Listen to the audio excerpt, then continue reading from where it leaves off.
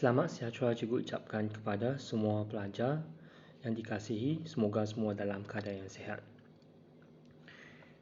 Pada hari ini, cikgu akan ajar kata sendi nama. Apa itu kata sendi nama? Kata sendi nama ialah perkataan yang terletak di hadapan kata nama atau frasa nama untuk menerangkan kata nama atau frasa nama tersebut. Jadi penggunaan sini, kata sendi nama memang di depan kata nama. Jadi kalau kita gunakan kata sendi nama di depan kata nama, kita akan bentuk frasa sendi nama. Contoh kata sendi nama. Jadi sini ada kata sendi nama ke, di, dari, daripada, oleh, untuk, hingga dan sebagainya. Jadi itu semua ialah contoh bagi kata sendi nama. Terdapat beberapa kekeliruan jadi sini bagi kata sendi nama. Jadi mungkin cikgu akan terangkan beberapa kata sendi nama yang hampir sama tapi penggunaan berbeza. Jadi yang pertama ialah kata sendi nama dari dan daripada. Jadi sini dari dan daripada, bila kita gunakan dari dan bila kita gunakan daripada. Jadi kita akan lihat satu persatu. Jadi sini kalau anda perhatikan, formula bagi penggunaan kata sendi nama dari. Kita akan gunakan, jadi dari ini bagi arah tempat masa ataupun kita ingat ATM. ATM senang saja kita ingat tiga ni, ATM. Kita boleh anggap sebagai mesin ATM ataupun kita boleh anggap sebagai Angkatan Tentera Malaysia. Jadi penggunaan dari ini kita guna ATM. Jadi sekarang kita akan lihat contoh. Kita akan lihat contoh. Jadi contoh sini kalau kita perhatikan sini contoh yang pertama. Contoh bagi dari burung itu terbang dari sana. Sana sini ialah arah. Arah sana. Arah mana? Arah sana. Yang kedua, kapal itu berlayar dari India. Jadi tadi T yang kedua ialah tempat. Tempat mana? Tempat India. Jadi kapal itu berlayar dari India. Contoh ayat ketiga, ayah bekerja dari pagi hingga petang. Jadi masa dari pagi hingga petang. Jadi ini ialah penggunaan dari. Dari kita guna ingat ATM. Sekarang kita lihat pula daripada. Daripada formula yang nak diingat sini ialah kabos. Kabos. Jadi sini yang pertama ialah keanggotaan, A asrak, B bandingan ataupun benda, dan O orang, S sumber. Jadi ingat kabos. Jadi sini sekarang kita akan lihat contoh penggunaan kata sendi nama daripada. Jadi sini kata sendi nama daripada. Jadi ayat yang pertama. Pasukan pengangkap sekolah terdiri daripada murid tahun 6 sahaja. Jadi sini murid tahun 6 sahaja inilah keanggotaan. Keanggotaan. Iaitu mereka ialah murid tahun 6 sahaja. Jadi yang kedua, A sini ialah asrak. Sesuatu yang asrak iaitu pengalaman. Jadi sini ahli insaf setelah mendapat pengajaran daripada pengalaman pahit itu. Jadi ini ialah A asrak. Yang ketiga pula, buku itu sini yang dirujuk ialah buku itu. Jadi iaitu bandingan. Jadi kalau anda perhatikan ayat sini, buku ini lebih tebal daripada buku itu. Jadi kita buat perbandingan. B sini yang pertama ialah bandingan. Dan soalan ayat yang keempat, sini daripada benang emas. Benang emas ini ialah benda. Benda. Jadi sini kita dapat lihat baju itu dijahit daripada benang emas. Jadi ini ialah penggunaan bagi daripada bagi benda. Seterusnya. Seterusnya kita akan lihat ayat yang keempat. Daripada sini yang dirujuk sini ialah O. O sini ialah orang. Iaitu sini orang sini ialah ayah. Jadi ibu menerima hadiah daripada siapa? Orang sini ialah ayah sebenar hari lahirnya. Dan ayat yang kelima. Sini ialah S. S ialah sumber. Sumber ni daripada mana?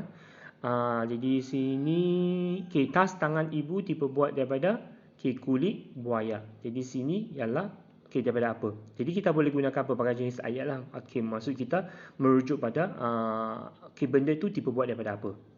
Okay, jadi mungkin kita boleh kata okay, beg tangan pun boleh. Okay, beg tangan ibu diperbuat daripada kulit buaya pun boleh.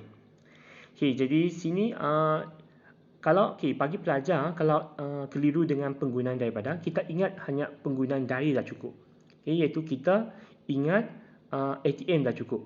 Iaitu selain daripada ATM kita guna daripada. Okay, jadi yang ATM tu senang kita ingat, iaitu arah, tempat, masa. Okay, itu bagi yang pertama, dari, daripada. Okay, yang kedua.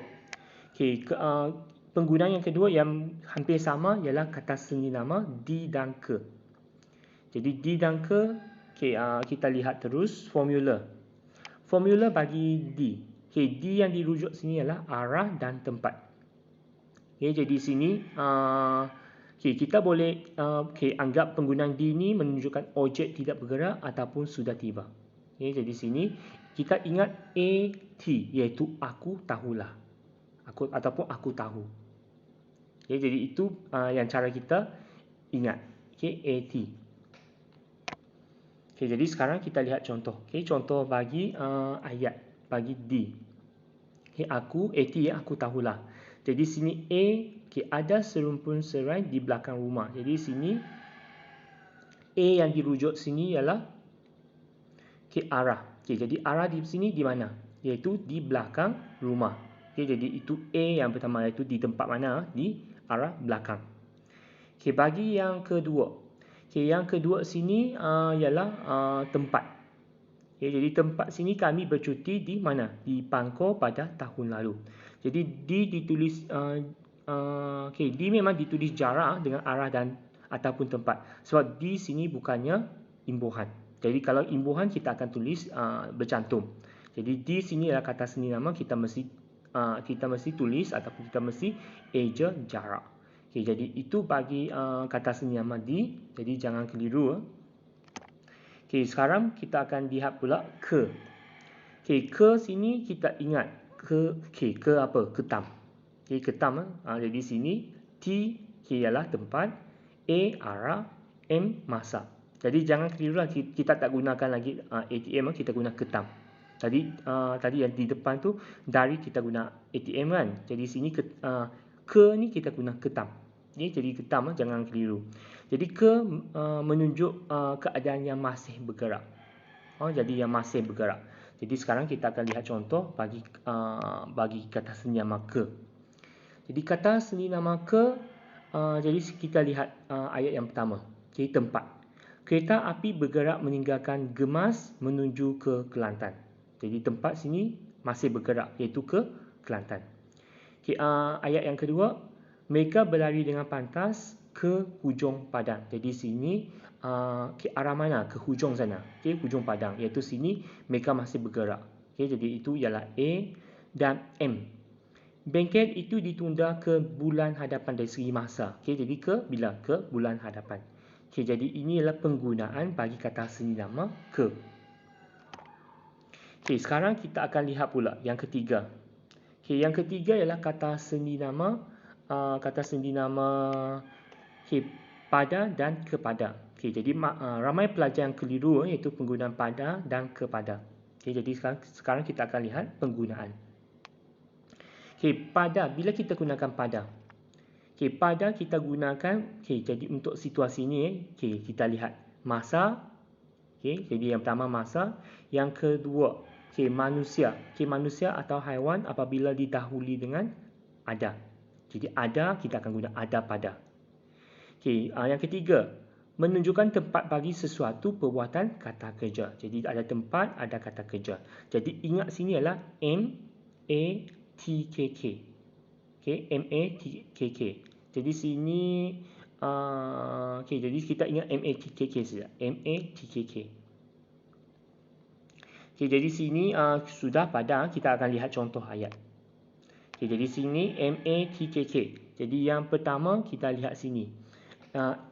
M sini adalah masa. Jadi sini masa pada pukul 7 pagi. Jadi ini masa. Jadi ayat, setiap hari saya akan ke sekolah pada pukul 7 pagi. Jadi ini masa. Okay, ayat yang kedua. Okay, buku cerita itu ada pada Ali. Ini ialah orang. Okay, kalau bagi haiwan pula, naluri mengawal ada pada semua haiwan. Jadi ini ya bagi haiwan. Bagi yang seterusnya, ini sepatutnya 4 lah, bukan nombor 1. Jadi Ali, sini berpaut sini adalah kata kerja. Jadi kata kerja, lepas tu tempat. Tempat sini, tempat ialah pelampung. Jadi sini tempat dan kata kerja. Jadi Ali berpaut pada pelampung semasa berenang. Jadi itu bagi penggunaan pada. Bagi kepada pula. Bila kita nak gunakan kepada. Jadi kepada ni merujuk pada sasaran yang merujuk pada manusia, haiwan dan unsur yang asyraf. Asyraf ni maksud sesuatu yang tak boleh sentuh ataupun kita lihat. Jadi yang kedua ialah perubahan keadaan. Dan yang ketiga ialah pecahan. Jadi kita ingat sini S sasaran, P perubahan keadaan dan P satu lagi adalah pecahan. Contoh ayat. Kita lihat contoh ayat. Jadi contoh ayat yang pertama sini kepada. Sini kita lihat. Jadi S tadi rujuk ialah sasaran. Jadi sasaran sini kita ada 3, iaitu manusia, haiwan dan juga unsur asyraf. Jadi kita rujuk yang pertama manusia. Manusia sini pengemis itu. Dia menghulurkan wang kepada pengemis itu, orang. Yang kedua haiwan. Kucingnya. Jadi kucing itu haiwan. Susu itu diberikan kepada kucingnya. Dan yang ketiga, bahaya dadah. Jadi kita ini sesuatu yang asyraf lah, masuk bahaya. Jadi kita tidak dapat lihat bahaya. Tapi bahaya tu memang ada. Jadi jangan dedahkan anak kita kepada bahaya dadah. Jadi memang dadah ni sangat bahaya. Bagi P. P sini ialah perubahan keadaan. Jadi perubahan keadaan sini ialah dibahagikan. Iaitu keadaan itu dah berubah. Iaitu peserta kuis itu dibahagi kepada 2 kumpulan. Jadi ini ialah perubahan keadaan. Dan P yang satu lagi ialah pecahan. Jadi pecahan ni maksudnya menurun. Jadi dia turun kepada berapa. Jadi harga minyak petrol ROM 95 menurun kepada RM1.45 seliter. Jadi ini ialah bagi pecahan. Jadi itu saja yang topik kita pada hari ini. Jadi sekian, terima kasih.